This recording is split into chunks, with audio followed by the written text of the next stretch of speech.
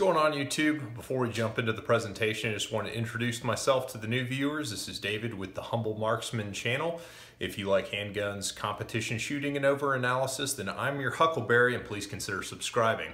So on deck today, we have the CZ Shadow 2.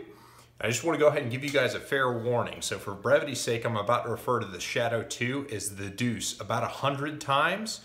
So just get over it now and buckle up. Let's get going. Competition shooters have agreed on a few things about competition firearms. The frames and grip should be aggressive, providing excellent traction. A light single-action trigger is favored over a heavier trigger. Heavier guns are favored to a point, approximately 40 to 46 ounces depending on who's asking. Lower bore axis is better than a higher bore axis. Longer sight radius is better than a shorter sight radius. And controls need to be in the right place. Most firearm manufacturers have tried to scab these features onto an existing model and position it as a competition model.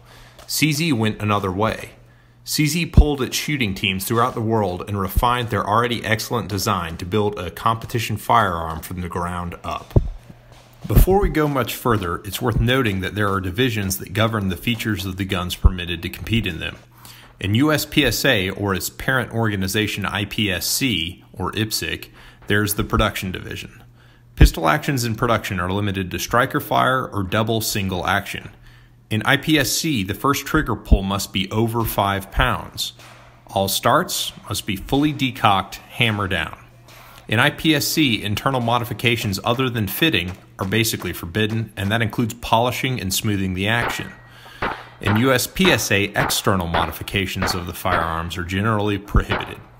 Both disciplines allow aftermarket grips and sights. The Shadow 2 is CZ's attempt to dominate the production field and set the high watermark. As far as I'm concerned, they've succeeded.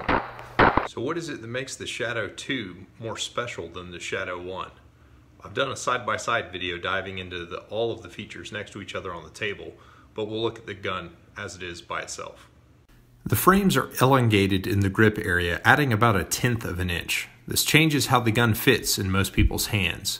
People with smaller hands will likely still be comfortable, but people with larger hands will find a new home on the pistol.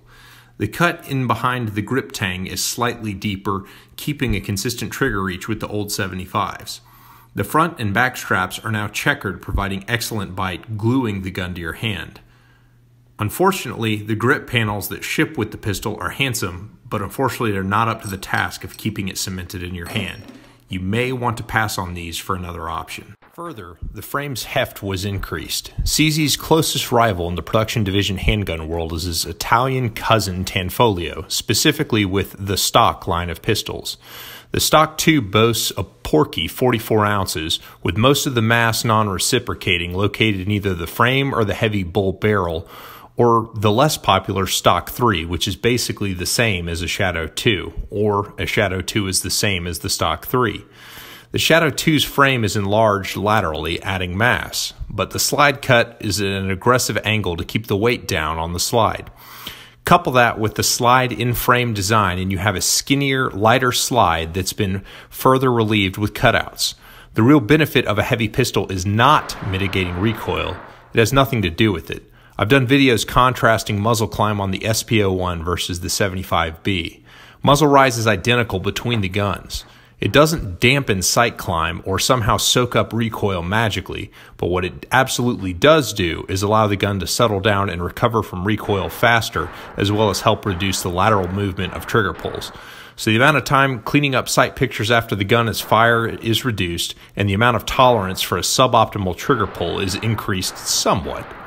This weight, of course, comes at the cost of increased effort required to draw the gun as well as to drive it from target to target. The Shadow 2 tips the scale at about 43 ounces unloaded, going toe-to-toe with both the Tanfo Stock 2 and Stock 3 pistols. The slide cocking serrations both fore and aft are enlarged and repositioned to a place where competition shooters are most apt to use them, which is to say overhand racking in front of the ejection port. They're also really aggressive. I'm talking like take skin off your hand if you're not careful aggressive. And believe it or not, that's actually a feature and not a problem. This also serves another function of reducing the weight of the slide even further, so making the reciprocating mass even lighter. As if that weren't enough, CZ trimmed the relief under the grip tang and the trigger guard, allowing the gun to more comfortably sit lower in your hand. This reduces bore axis, coupled with the basically lightened slide, keeps muzzle climb on the deuce to a bare minimum. The Shadow 2 is noticeably easier to shoot rapidly than its predecessor. If you haven't seen it yet, I've got a point of view video shooting the Shadow 1 and Shadow 2 rapidly side by side and in slow motion. While on the topic of the slide, CZ stretched both the slide and the barrel on the deuce about 1/4 of an inch, just shy of the limits of what's legal in IPSC production division, which is 5 inches or more specifically 127 millimeters. This move also makes the Shadow 2 legal in Australia, where previously there were Australian variants of CZs that had extended barrels. Most importantly, it provides a longer sight radius than the former Shadows, making the sights line up quicker in a practical shooting context. Sight radius doesn't improve the mechanical accuracy of the pistol, but it does improve the quality of the hits from a slightly misaligned sight picture, which is pretty much what you live or die with in competition. The difference isn't severe, but there is a difference. The sights themselves are improved from the previous model, and they now come with an adjustable target rear sight paired with a thinnish fiber optic front. Guys who like thin fronts will still probably want to change the front sight for a thinner one. On the rear sight, the elevation may be adjusted with a wrench, and the windage may be drift adjusted when you loosen the set screws holding the sight in the dovetail. The adjustable rear seems robust. It came from the factory centered and zeroed on both of my pistols for 124 grain ammunition, which is most popular in production division. Height adjustable rear sights allow you to compensate for differing bullet weights point of impact. Fixed rear sights are zeroed for one projectile weight, and shifting the impact up or down requires a new front sight. My shooting buddies who were early adopters of the deuce haven't had any issues, and some of them have examples that are over 20,000 rounds. So the little rear sight is somewhat robust. I'm gonna have to hit you guys with some tough love. I'm gonna come at you with some competition snobbery, but just know that it's with love in my heart. The safeties that come shipped on the gun are flush safeties, which is appropriate for production division where you start decocked. These safeties are intended to be ignored, not used. After all, this is a double action gun, and it's not intended to be started in single action. And to quote every parent ever, just because you can doesn't mean you should. The combination of the rear sight and hammer shape make decocking the pistol manually very easy. If you're shooting recreationally and you would like to use an extended safety for single action starts, CZ has you covered with an extra set of safeties that come shipped in the box fitted to your pistol. If you're left-handed though, tough cookies, because only the left-hand paddle is extended, which would be appropriate for a right-handed shooter. Should you desire, there are aftermarket options for ambidextrous extended safeties, flat-face triggers, and maybe a magwell. But if you decide to do that to your gun, just know that you're wrong.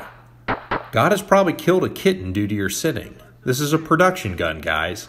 Get that limited minor stuff out of here and buy a tactical sports in 40 like a reasonable person. I get it, three gunners. I get it. I get it. I guess you're forgiven, sort of. As far as the other controls are concerned, the mag release is a huge, oversized paddle and adjustable to 3 different positions, from straight back parallel to the bottom of the trigger guard and to how I have it angled here. And there's one about halfway in between.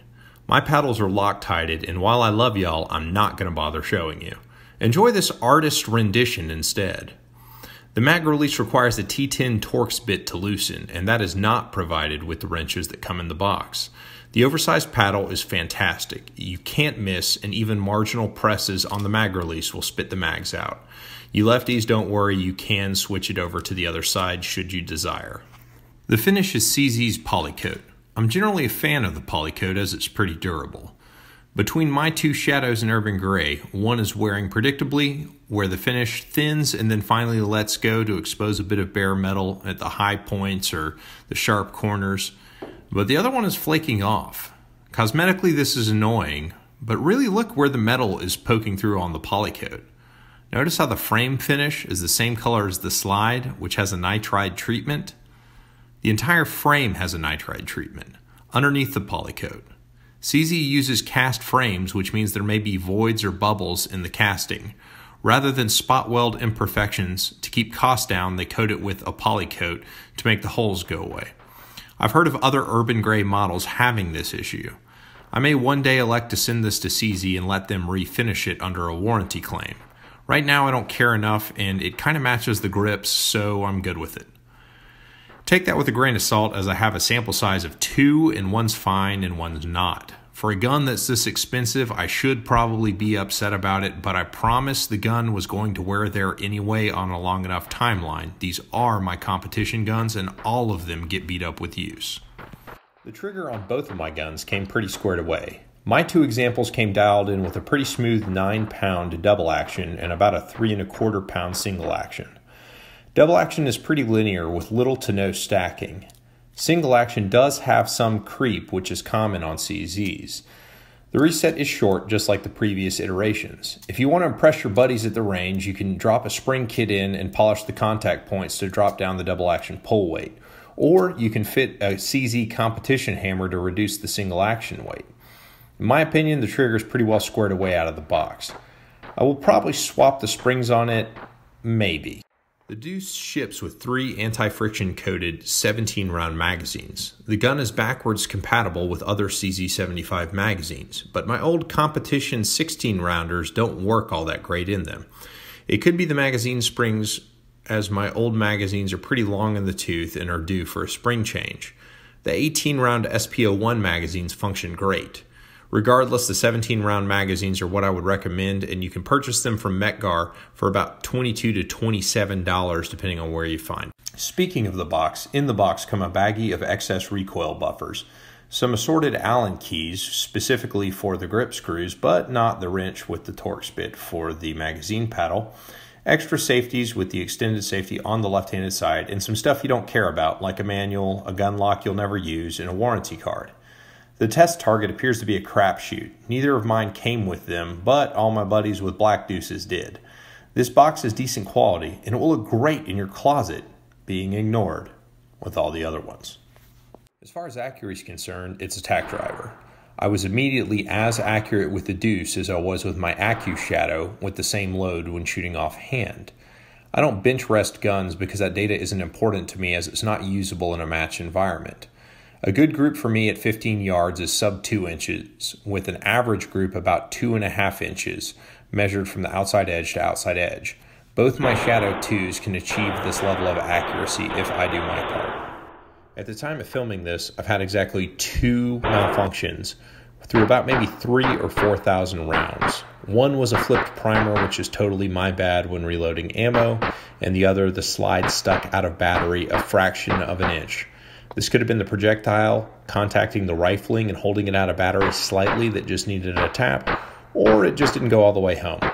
Just like all the other CZs, this has a short throat and requires ammo to be loaded very shortly.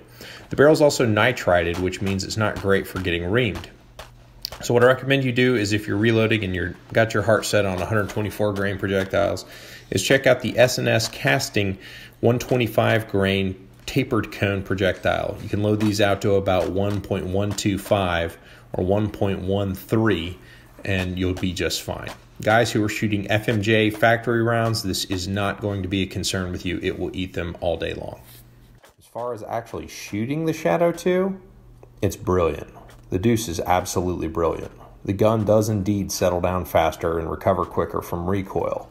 You will have to muscle the gun from target to target faster, but in my opinion, that juice is definitely worth the squeeze. I found that immediately out of the gate, I was shooting my Deuce as fluently as my old Accu Shadow match gun, and I found myself hesitating on acceptable sight pictures because the Deuce was ready to go again faster than I was. I'm still convinced that I can run the gun faster once my visual processing further acclimates to how quickly the gun settles down. All CZs are a joy to shoot, very practically accurate and pretty decent triggers from the box, but once I got behind the sights of the Deuce, it was over. I immediately sold my old Shadows to pick up a second one. I'm all in, man. It's easier for me to get good hits at speed with the slightly larger Shadow 2 frame. Unscientifically, my match placement has actually improved slightly against one of the consistent local grandmasters. So that's something, right? As far as gripes I've got about this pistol, other than the OEM grips, I don't have a lot. They could have included the competition hammer, which would drop the single action pull weight down a bit and clean it up some, but it's really not that bad. They maybe could go a touch lighter on the springs, as the stock hammer spring hits with some pretty serious authority. It's made short work out of the pads on my snap caps. Realistically though, you can't really tell the quality of the trigger once the timer goes off. Only the most demanding shots will your attention shift back to the feel of the trigger. I'm honestly not sure where you go from here to improve on this design. I think it's pretty ideal. The price is going to be a hard pill to swallow for most people. Many people like to benchmark most guns against the typical Service 9, which is about $500 to $600, and the Shadow 2 certainly isn't trying to do that. Right now, the gun street's between about $1,060 online to about $1,300, depending on where you source it from. Probably a better comparison would be to like a Tanfoglio Stock 2 or Stock 3, which can be had for about $900 to $1,000. Now, to quote a shooting buddy, the Tanfos are made by drunk Italians, and you need to do a lot of work on the trigger to make them something north of wretched. So it's probably a better comparison to compare the Shadow 2 to the Stock 2 or Stock 3 in the extreme trim as tuned by Eric Graffel. Those will set you back about $1,750 plus or minus. Compared to that, the Shadow 2 seems like a pretty good value. If you dress up a base Stock 2 or Stock 3, the difference in the price tag pretty much washes out. To me, the value is there, and the Deuce delivers more than its price tag represents as far as I'm concerned. If you've got larger hands and you want a double action auto for production, then the Deuce very well could be your huckleberry.